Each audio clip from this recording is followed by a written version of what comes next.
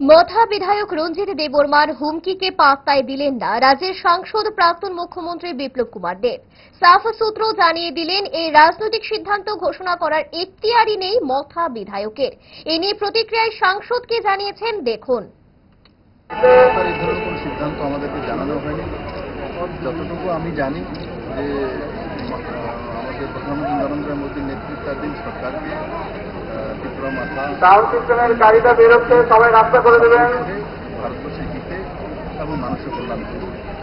আর এই ধরনের কোনো সবাই রথ আস্তে আস্তে জানবে, সবার কাছে মিডিয়ার মাধ্যমে জানি সবার ভিতরে অনেক উত্তেজনা আছে। রঞ্জিত বাবু তার ডিক্লেয়ার করার জন্য সঠিক ব্যক্তিও না।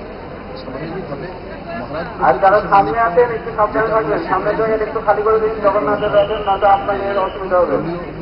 সামনে যারা আছে রথের তিনি আরেকটা বক্তব্য রেখেছেন যে কেন্দ্রীয় সরকারের কাছে যে দাবিগুলো রাখা হয়েছে সেই দাবিগুলো পূরণ হয়নি সরকারের থেকে লাগছে। ঠিক পূর্বজিৎ বর্মার বক্তব্য। কেন্দ্র সরকারের কাছে গাড়ি বেরিয়ে যাওয়ার পরই জগন্নাথের রথ বেরোবে।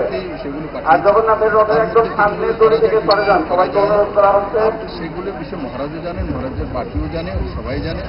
আর সবাইকে সবকিছু বলা কিন্তু সম্ভব না। যেটা নিয়ম আছে সেইভাবেই হবে। আর জনজাতির কল্যাণের জন্য যদি কোনো সরকার সবথেকে বেশি করেছে নরেন্দ্র মোদীর সরকারই করেছে। প্রমাণিত আজকে পুরো দেশের মধ্যে জনজাতি যেখানেই যাবেন, গুজরাটে যান, মধ্যপ্রদেশে, ছত্তিশগড়ে, ঝাড়খণ্ডে যেখানেই যাবেন, জনজাতিরা একসময় কংগ্রেসের ভোট ব্যাংক হিসেবে ব্যবহৃত হতো।